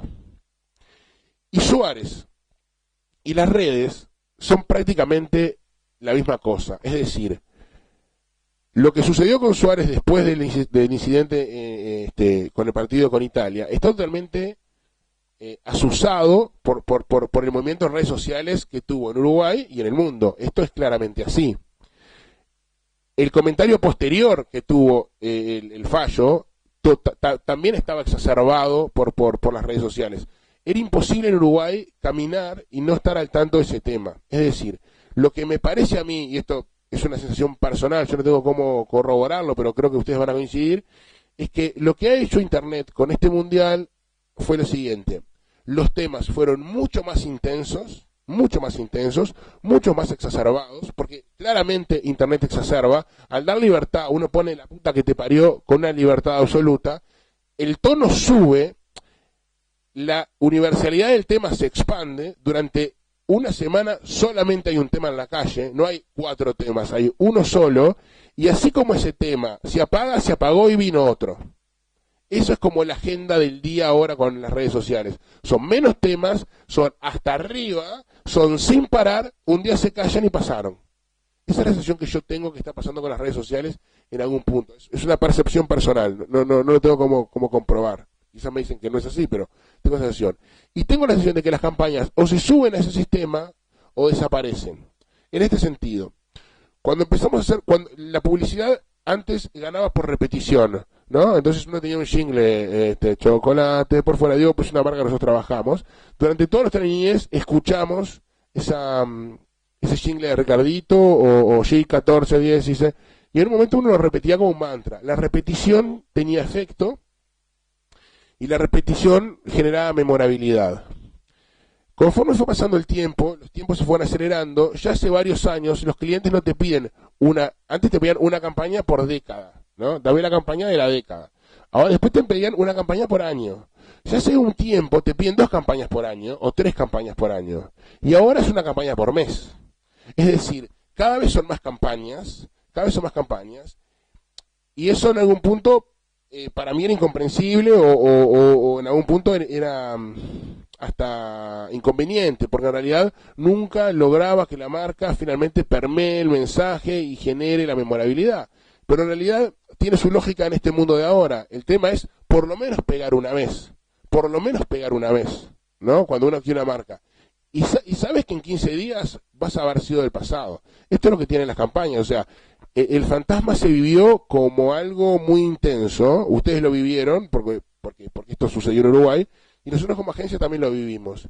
Y hoy, solamente, no sé, hace 4 meses, del Mundial hace 3, pero hace cuánto que no sale el fantasma, parece que estoy mostrando una campaña de hace una década. Esa es la sensación que da. Las cosas se vuelven viejas mucho antes y de forma mucho más irreversible, ¿no? Y las cosas se vuelven imprescindibles de un modo más inmediato y como que uno no puede escapar a ese tema, ¿no? Esa es la nueva lógica que para mí impone las redes sociales y la publicidad tiene que comprender cómo jugar con eso. Cuento una campaña más y los dejo. La campaña del fantasma nosotros ya no la habíamos trabajado más desde enero. así que todo lo que pasó después en realidad fue producto de la gente. Esto es interesante, porque todo lo que mostré después del comercial no tenemos nada que ver. O sea, nos hicimos a un par de tweets hasta enero, pero después siguió siendo un caso digital del cual nosotros estamos exentos, ¿no? Ahora quiero contar esta campaña que también nos enseñó algunas otras cosas. Este personaje, Ivan Egginson es su nombre, Sturgeon es su apellido, Ivan Egginson es su segundo nombre, Sturgeon es el nombre que él se puso en faroés, que quiere decir tierra del, ¿cómo es? Tierra del Este, por orientales, porque él se cambió el apellido, él es ruso en realidad, de origen es ruso, pero se fue a vivir a Isla Feroe y se cambió el nombre. Este personaje es, para empezar, digital, porque nosotros lo contactamos por internet, que no parece un detalle menor, ¿no? En realidad un compañero nuestro, Juan Pablo Steneri, que es un director creativo, lo conocía, lo había visto en algún reportaje en Canal 10, en fin, y lo trajo a colación, lo conversó con el equipo, me acuerdo si lo comentó Pipe en el comedor, bueno, ahora fíjate, en fin. No quiero contar ahora cómo se construyó la idea, porque esa es otra charla también, en fin, de cómo aparece un personaje y cómo ese personaje se engancha con Oka y cómo el claim perfecto pasa a ser el hincha que no tiene Oka, porque hay una cosa que también es interesante. Al ser las publicidades más cortas, necesitan impactar durante menos tiempo, necesitan que sean muy claras. Entonces, las ideas tienen nombre. El fantasma del 50, el hincha de Uruguay que no tiene Oka, la que quieran, un nombre, es una frase, es un concepto de palabras muy corto que se expresa y ya está. No hay lugar para una idea muy compleja desde el punto de vista de la construcción narrativa. Es ¡pac! ¿No? Entonces, si uno no encuentra la síntesis en el nombre, ya tiene problemas. Hasta para ponerlo en un hashtag o para titularlo en YouTube, ¿no? Porque es así. Esto o es esto, ¿no? Es el caso de esta cosa.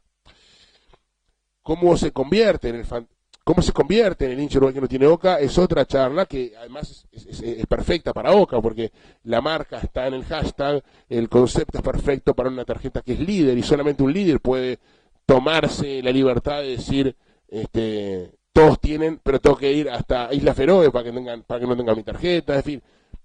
Tienen que pasar muchas cosas para que sea perfecto, lo digo en este sentido, el mensaje no tenga fisuras, como no lo tiene, no sé, una novela policial, ¿no? Que funcione. Pero eso es otro tema. La realidad es que nosotros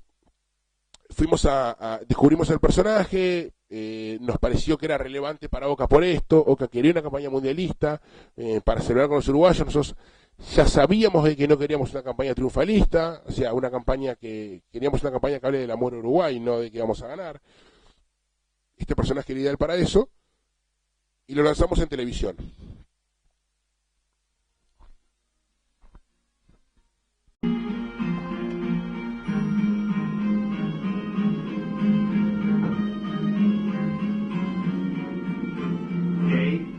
Ivan Egginson Westerland. Jeg blir i Färjön. Så har jeg lært det om alle disse fantastiske søvnene som Uruguay hever i alltid fotboll. Ivan Zurkevich, Ancheta, Matosas, Vika. Jeg har ångat til å bo i Uruguay. Jag har många familjer i Uruguay, och Uruguay är hjärtat till mig, min corazón.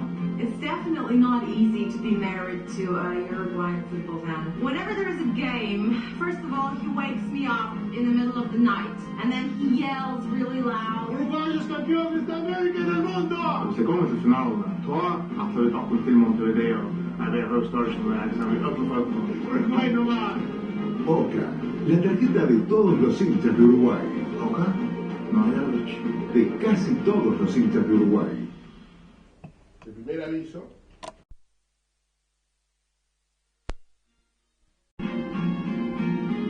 Hej, jag är Ivan Egginson Westerland. Jag bor i Färjön. Jag hade i Uruguay. Jag hade till otroligt att så lite land. För 3 miljoner ubedon kan avvarska som jag i alltid fotboll. Det är så mindre med att ställa centenario. Jag reachade för första 2008. Och vi kör om det. Mega publik. Ja, jag har ro till ett där Uruguay. 15 färre på mig. Oka, la tarjeta de todos los hinchas de Uruguay. Oka? No, jag vet inte. De casi todos los hinchas de Uruguay. Una cosa, no, quería comentarle que, claro, un problema que tenía la campaña es que que era tan insólita la situación que la gente no sabía si era verdad o no, y bueno, después hubo otros medios para aclararlo, pero me interesaba, a propósito de lo digital, contar otra cosa. Nosotros estábamos reunidos, si recuerdo bien la reunión, la recuerdo hasta donde estábamos sentados cada uno de nosotros, y teníamos una campaña de televisión que era esta. Esta era una campaña de televisión, no había dudas, una campaña de televisión. Pero uno en esta época no puede ir a decir tengo una campaña de televisión. ¿Y qué hacemos con internet? Ese era el problema. Nosotros teníamos que llevar una campaña de televisión a internet. No teníamos una campaña de internet, teníamos una campaña de televisión. Y no había vuelta. Es una campaña de televisión, porque por más de que uno esto lo viralice, no es un viral, es un aviso de televisión. Esa es la verdad. Tiene hasta una lógica de aviso de televisión, con un cierre, con la marca, tiene una estructura de aviso de televisión, un aviso de televisión. Entonces dijimos, ¿qué hacemos en internet? Porque no podemos ser tan vetustos de solamente hacer televisión. Está genial la televisión, el cliente quiere televisión, la televisión va a matar, pero esto tiene que pasar en internet. Hicimos algo raro, pero primero nos sinceramos, dijimos, a nadie le importa ir a una página web, no pasa por ahí. A nadie le importa, vení, subí tu video, la gente no quiere andar subiendo cosas, no quiere que le rompan las pelotas. Tenemos que hacer algo honesto en internet. Algo que no existía, o sea, cómo esta campaña es relevante en internet. Que él tuitee cosas, no, él tampoco, que él desde su Facebook, él tampoco es la marca. Y quiero aclarar que en ese momento que discutíamos, nosotros no sabíamos si la campaña iba a estar buena o no, si a la gente le iba a gustar o le iba a parecer una campaña más. Después, el fenómeno de Iván fue impresionante, a la altura del fantasma, pero en ese momento nosotros no lo sabíamos. Y dijimos lo siguiente, hagamos algo bien honesto. Él va a ir al Mundial, él iba a ir al Mundial de todos modos, ella tenía el pasaje comprado para el Mundial, él es hincha de Uruguay y él los iba a perder el Mundial. Él va a estar en el Mundial. Hagamos, en ese momento había pasado la selfie del Oscar, ¿no? Estaba el tema de la selfie ahí, y dijimos, ok, nosotros vamos a tener a todos los periodistas en Uruguay, de Uruguay en Brasil, y él va a estar. Simplemente que los periodistas hagamos PNTs en internet, algo que nosotros no sabíamos si existía o no existía. PNTs en internet, que se limite, nos juntamos con los periodistas deportivos que en Brasil y dijimos, sacate una foto con Iván y tuiteala. Es lo único que queremos. Sacate una foto con él y tuiteala. ¿No? Ese era nuestro mecanismo. Nosotros nos íbamos a ver a su vez una cuenta de Twitter y desde nuestra cuenta de Twitter íbamos a retuitear esos tweets para darle más difusión. Pero eso era toda nuestra campaña digital. No parecía mucho, pero parecía honesto. Decir, oh, él va a estar, mostremos que es verdad. Hagamos esto. Es un formato que ahora, yo no sé ni ni en qué categoría presentarlo, en qué categoría de internet, pero algo pasaba que estaba bien. Y eso también es un pensamiento digital, ¿no? Eso también es un pensamiento digital. Y empezó a pasar. Los periodistas lo hacían. Y a la gente le gustó. Entonces lo empezó a hacer la gente. Y eso fue todo. Y eso fue todo. Entonces teníamos no sé cuántos miles de uruguayos en Brasil sacándose fotos con Iván, porque iban todos al estadio y en la puerta del estadio ¿quién estaba? Iván, que no es que iba a sacarse fotos con la gente, iba a ver Uruguay, pero a él le gustaba además. A tal punto sucede esto, que el gerente general de Oca va a Fortaleza y se encuentra con Iván, van a comer, porque bueno, habían estado juntos en Isla Feroe, habían generado una amistad y van a comer en Fortaleza. Y vuelve asombrado y nos cuenta, no saben lo que pasó con Iván. La gente lo trata como una estrella de rock. Es impresionante lo que está pasando con Iván. A nosotros se nos prende la lamparita. A la semana juega Uruguay contra Inglaterra en San Pablo. También va Pipe, ¿no? Mi socio. Y vuelve y nos dice, es impresionante. Va con Mario Varela, el jefe de medio, y dice, con Iván no se puede caminar 2 pasos, pues la gente se le abalanza, le da besos, se saca fotos. Estaba pasando de verdad. Entonces dijimos, bueno, si esto está pasando de verdad, ahora sí es hora de retratarlo. Al partido siguiente contra Colombia, no fue el partido siguiente, pero bueno, esto siguió pasando. Miren esto. A ver si la tengo acá. Esta me gusta mucho. No, me fui para otro lado. Me gusta mucho porque hay una persona que sacó la foto y sacó la boca. Pero nadie dijo nada.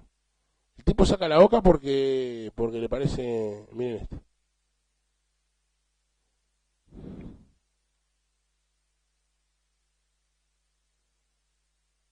¿No? El tipo saca la boca, como diciendo, yo tengo la boca, él no tiene la boca, el chiste de la boca estaba presente. La marca entraba de un modo tan simpático y tan cierto que no molestaba, era parte del juego la marca, ¿no? La gente le decía, Iván, que te den la boca, que te den la boca, no tiene Iván. le decían eso, ¿no? Él lo cuenta después. Cuando nos damos cuenta que eso pasa, decimos, bueno, tenemos que darle un cierre a la campaña, porque una cosa de las que pasa con digital es, del mismo modo que un community tiene que ir haciendo publicidad en tiempo real, porque no sabe bien, las alternativas de lo que puede pasar son enormes, y uno va respondiendo, del mismo modo funciona la publicidad ahora. La publicidad ahora tiene que ir adecuando sus mensajes de acuerdo a la persona va respondiendo, es lo que vos me comentás. Si la gente le está gustando, vos tenés que anunciar en ese sentido. Si la gente no le está gustando, tenés que anunciar en el otro. La gente te va dando la data de lo que la gente quiere. Y lo que la gente quería era reconocerle el cariño a él. Entonces hicimos un comercial que nos servía, fuimos a filmarlo a Colombia, a Río contra Colombia, con el objetivo de lograr dos cosas. Íbamos a filmarlo en la mañana. Si perdíamos, íbamos a tener material para darle un cierre a la campaña que era justo merecer, y si le ganamos a Colombia, bueno, ahí jugamos contra Brasil, así que estábamos prontos para el apocalipsis, ¿no? Yo ya no decimos, bueno, ya no importa nada si contra Brasil. Pero teníamos como las dos alternativas, pero en realidad no era filmar un cierre y tener un cierre pronto para una cosa y tener un cierre pronto para la otra. No funciona más así. Era tener material y ver qué pasa e irlo haciendo más o menos en tiempo real. Es mucho más costoso para las empresas, pero lo tienen que hacer de ese modo.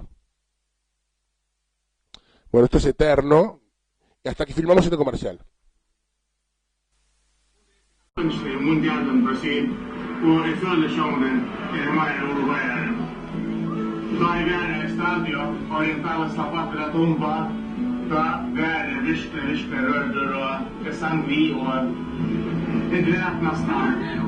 Så det är alltså på mig att säga Ivan till Feroe åka.